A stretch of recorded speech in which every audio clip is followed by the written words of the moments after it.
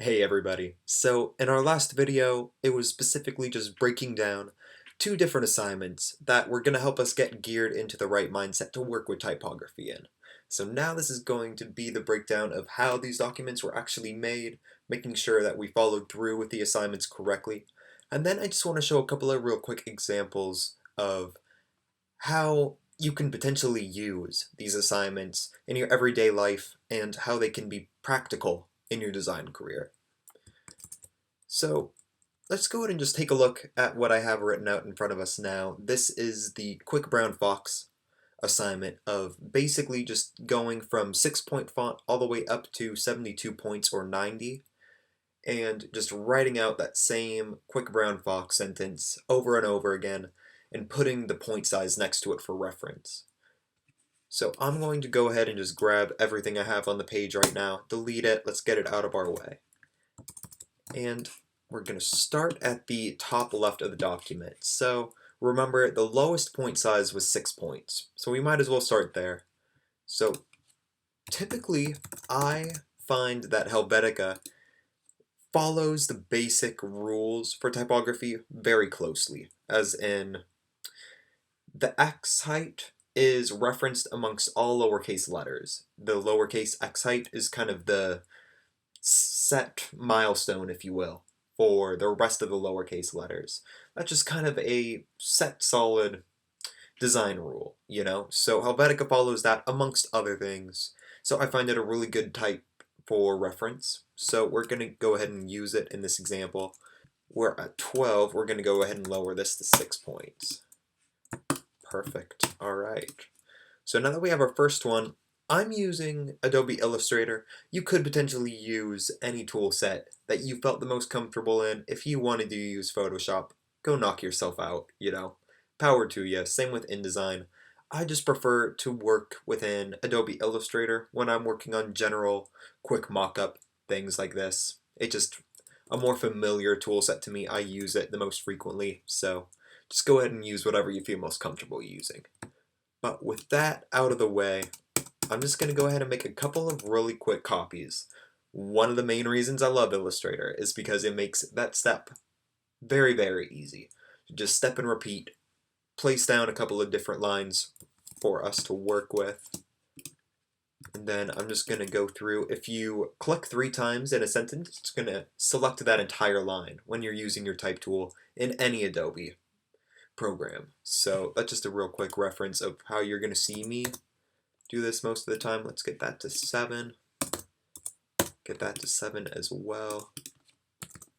And I'm not about to go ahead and make the entire 72 point, go through all of these different specifications. That will be a long and dragging video. No one wants to see that. So I'm just going to go ahead and put together a few more really quick, just to give you the idea of how I went about this. I mean, it's really pretty self-explanatory once you get it started. There isn't really a whole lot of thinking going on when you're putting this together. So you're going to want to continue down the path that we just set forward here. So I got all the way up to 12 points. Once you get to 12, that's when you start skipping more and more numbers as you go along, just because you're going to be able to see if something's in between 12 points and 18 points. And you can make that educated guess of, okay, that's like 14 points, It's not necessarily, you don't want to have 3 or 4 pages in your back pocket the entire time of, here's 13 points, here's 15, etc., etc. That's just not something that you're necessarily going to find useful. So this should be a good starting point. And again, and these are some of the types of things that you can do with a sheet like this just to help you start analyzing the type we're surrounded by every day. So I just grabbed a random magazine out of the pile in my home. And just started looking at the different type that's used on it and seeing if I could recognize what point size it was. So the title of Time magazine, I'm guessing it's about 144 points. Going down to this baby could live to be 142 years old. Obviously they wanted 142 years old, that statement to pop. So they made that the second largest type. They made that 42 to 44 points. Somewhere in that ballpark. The title that's just to the left of Times, Special Health Double Issue, I'm guessing that's about 22 points. That's something a little bit more subtle, but at the same time, their treatment of bold to get health to stand out next to the fact that there isn't really anything else going on in that corner helps kind of draw your eye up to it. And then, to be honest, less important information, right? Like the date up in the top right corner. I'm guessing that's about normal body copy size, that's about 8 points. So really it just helps, if anything, give you a better sense of typographic hierarchy, because that's always a battle that designers are having to kind of go through, is taking the most important information and getting the audience to be able to spot it first, yet to still go through the page, not skip over any information, and realize that everything has its place and everything has its level of importance, right? And just to kind of drive this point in, I went ahead and just opened up to a random page inside and did the same thing.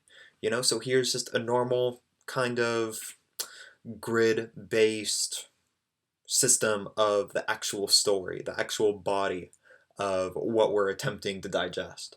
And looking so, their titles are about 2 points larger than their typical paragraph-style body copy. Their large quote is about 14. It also looks like it's set in bold, and of course is about the only color on the page, so it just naturally grabs your attention, that statement.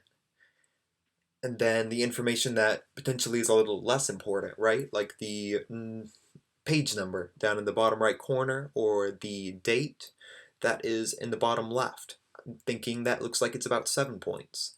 So once again, just helps you see this typographic hierarchy, that it's not like they made the title of each column of text the same size as the body copy. They wanted to add a little bit of emphasis to it beyond just making it bold. They realized, they knew that they needed to add a little bit extra to it to help it stand out and just to help give that block of this is a new section of the story, right? So seeing some of these examples in place and how you can use this knowledge, I hope to see a lot more people on the street pulling out a sheet like this when they're at a restaurant opening a menu. This should be in the back of your head at all times. It's a lot of fun to have it in the back of your head at all times, but it can also be a little intimidating. But have fun with it. Become a better designer in the process of just looking at what's around you, the examples of great design that are all around us, and taking the pieces that you want from it, and then seeing where these basic typographic hierarchies were ignored and saying, I don't want to produce that. Recognizing good and bad design, those are all characteristics that you're hopefully going to get from having a sheet like this.